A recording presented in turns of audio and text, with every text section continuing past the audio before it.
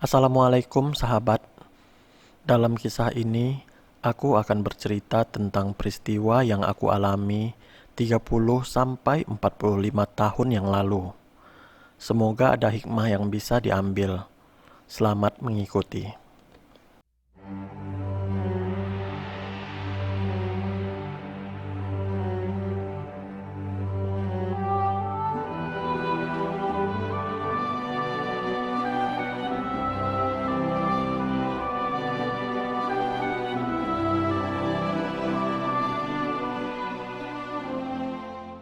Tanggal, bulan, dan tahun di cerita ini adalah hal yang sebenarnya. Nama orang, instansi, dan tempat bukan nama sebenarnya. Gambar hanyalah ilustrasi. Jangan lupa like, share, dan subscribe channel ini.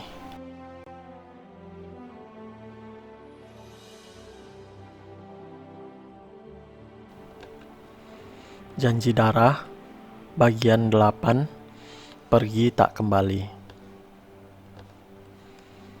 Senja menjelang maghrib, langit merah darah, suasana sepi dan sunyi. Satu-satu ada mobil melintas jalan itu.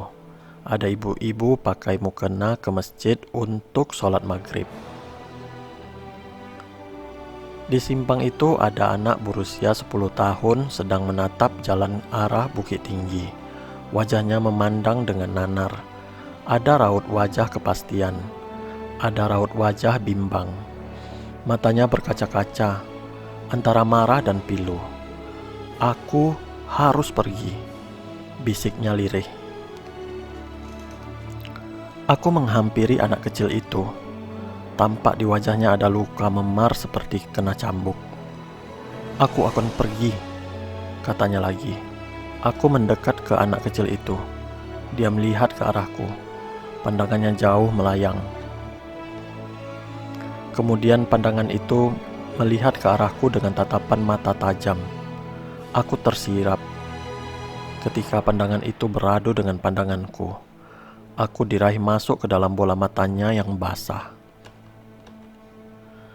Seketika kembali ke diriku tahun 1975. Ketika aku berencana lari dari rumah, lari dari kampung halamanku, lari sejauh yang aku bisa.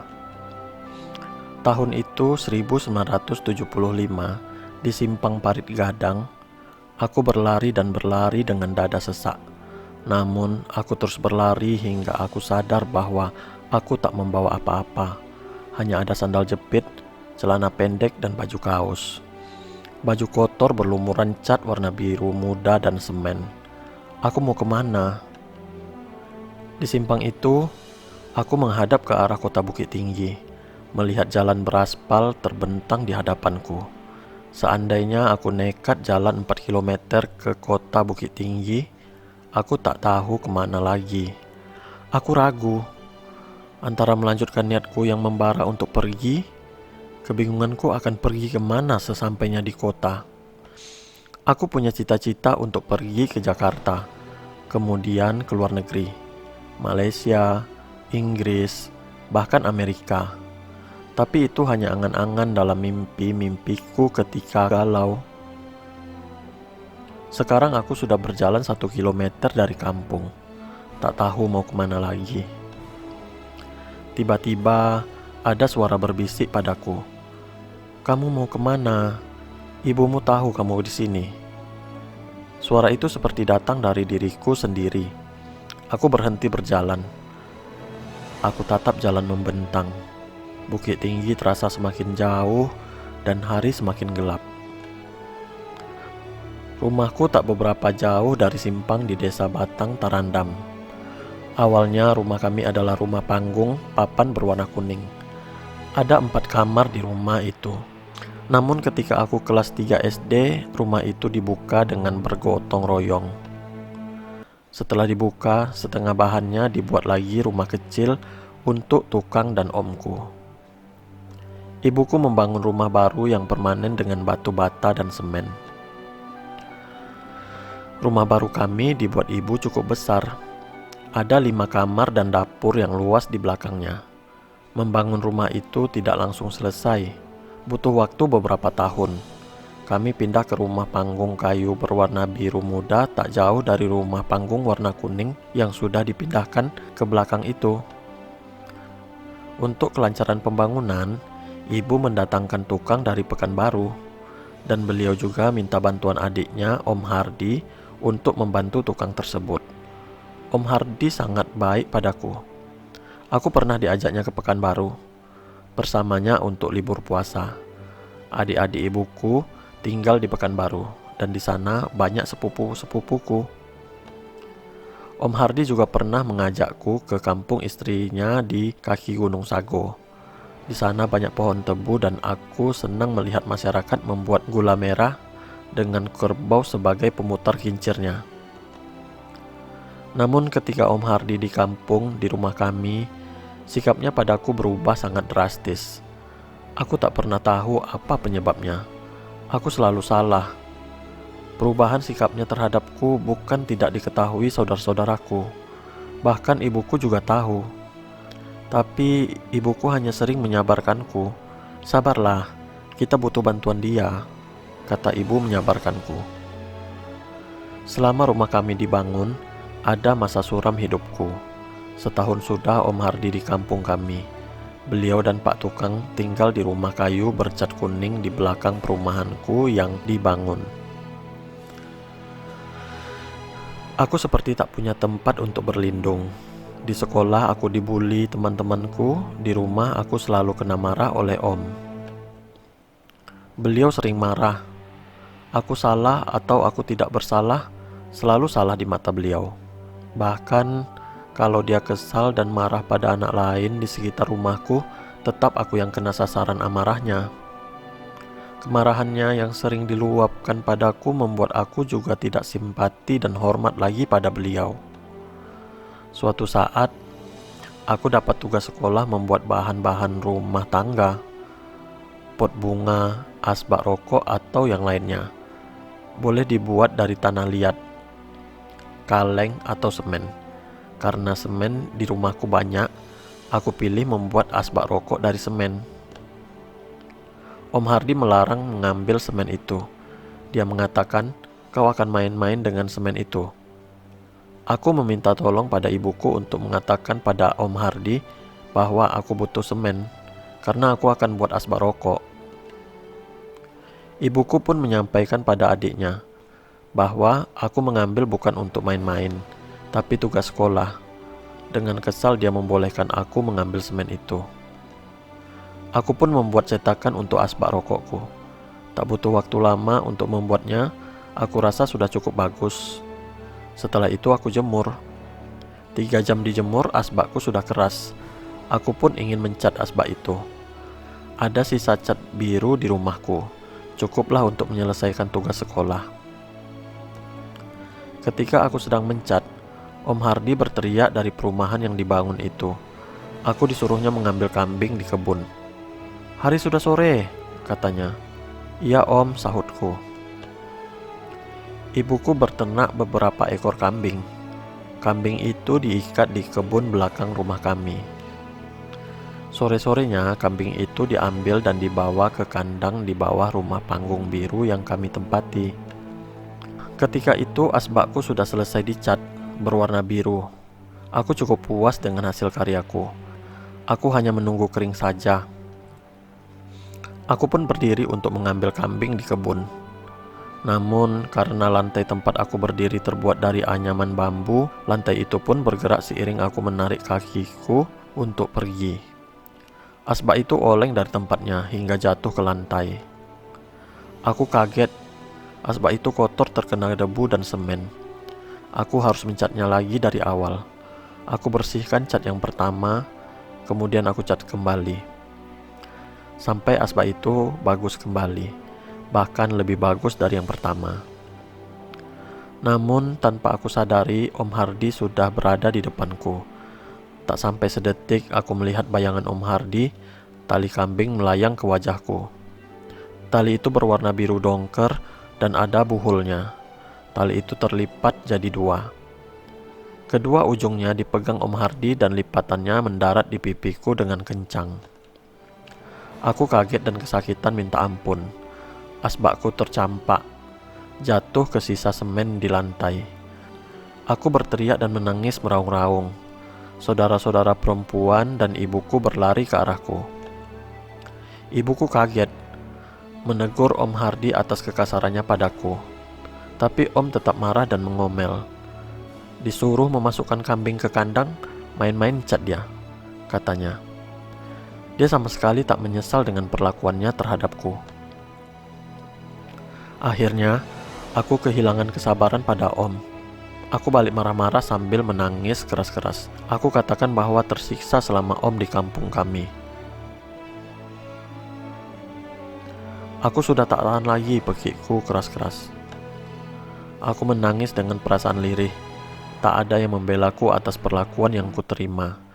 Ibuku percaya padaku, tapi ibu serba salah di antara anak dan adik. Adik membantunya, dan aku hanyalah anak yang dianggap Om cuma bermain-main dengan semen dan cat. Setelah aku marah-marah, aku lari sejauh yang aku bisa. Sudah 1 kilo, aku berlari hingga aku sampai di simpang parit gadang. Aku ingin meneruskan langkahku, namun ada yang membisikkan supaya aku bersabar. Belum saatnya kamu pergi jauh.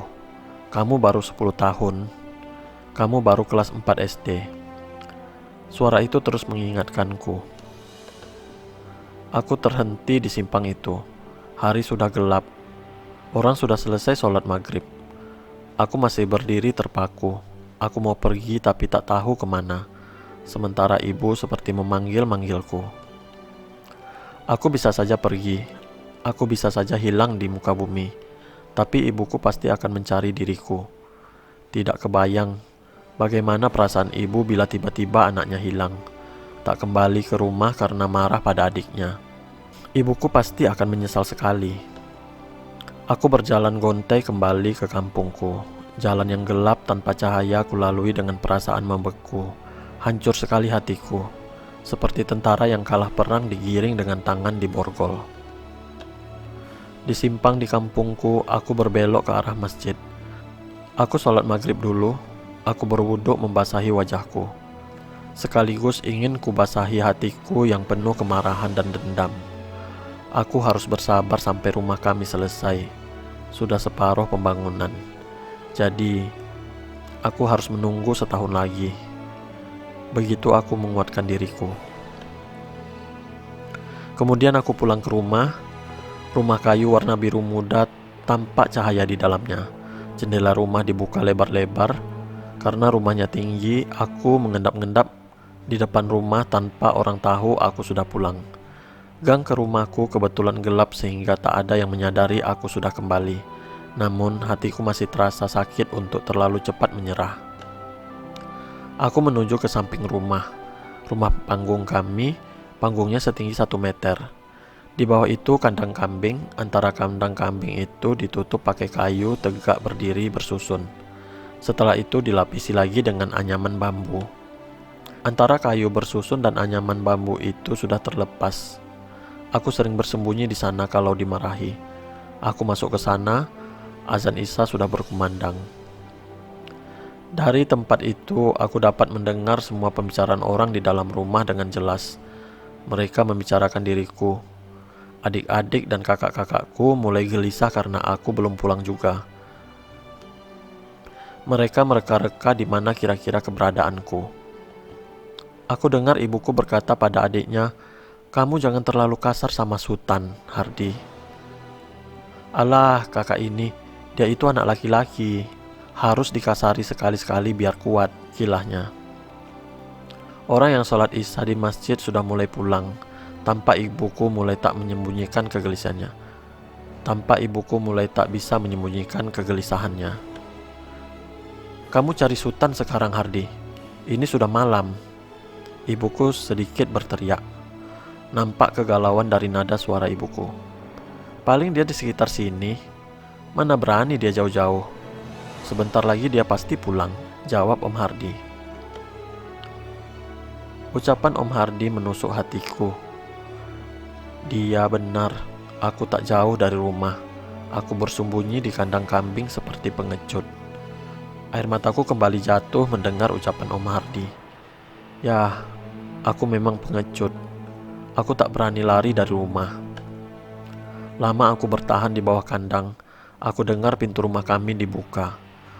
Om Hardi keluar. Aku melihat Om Hardi dari persembunyianku. Tampaknya dia menurut pada ibuku untuk mencariku. Aku masih belum mau keluar, hatiku masih sakit. Aku ingat kakakku yang nomor 2 suatu saat pernah kena marah oleh ibuku. Dia pergi main ke rumah tetangga dan tidak pulang-pulang. Ibuku mencari ke sana kemari. Hampir setiap rumah dimasuki ibuku mencari kakakku. Karena belum menemukan anaknya, ibuku melapor ke wali jorong. Kemudian ibu pergi ke masjid mengumumkan bahwa anaknya hilang. Penduduk kampung mulai berkumpul mencari kakakku. Ibuku sangat panik waktu itu. Akhirnya kakakku ditemukan justru di rumah tetangga paling dekat dari rumah kami. Mengetahui Om Hardi keluar dari rumah, aku pun keluar dari persembunyianku. Ku ketuk pintu rumahku, tapi aku tak mau masuk. Aku panggil ibuku, "Mak, mak, mak," kataku lirih. Tapi aku tak mau masuk, walau aku tahu pintu tak dikunci. Aku pulang seperti membawa beban kekalahan yang besar. Ibuku membuka pintu dan melihat diriku berdiri terpaku. Beliau menyuruhku masuk. Karena aku masih berdiri, beliau menghampiriku dan memelukku. Tapi aku tetap berdiri. Aku akhirnya dibimbing ibu masuk. Badanku terguncang-guncang menahan tangisanku. Aku merasa seperti tentara yang lari dari medan pertempuran. Aku pulang dengan membawa kekalahan. Ibuku membimbingku masuk, menyuruhku duduk dan memberiku minum. Ibu mengambilkan nasi untuk makan malam. Aku tak mau makan maupun minum. Aku masuk ke kamar dan membenamkan kepalaku di bantal. Ingin aku memeluk bantal dan kasur dan membiarkan diriku tenggelam ke dalamnya. Aku melingkarkan diriku. Seduh sedanku tak mau berhenti. Suatu saat, aku benar-benar akan pergi dan tak akan kembali ke rumah ini, bisik hatiku. Kampung Batang Tarandam, 1975. Istirahat dulu ya sahabat. Kita sambung lagi di lain waktu. Masih ada beberapa episode lagi. Terima kasih telah menonton Sultan Malano Channel. Wassalamualaikum warahmatullahi wabarakatuh.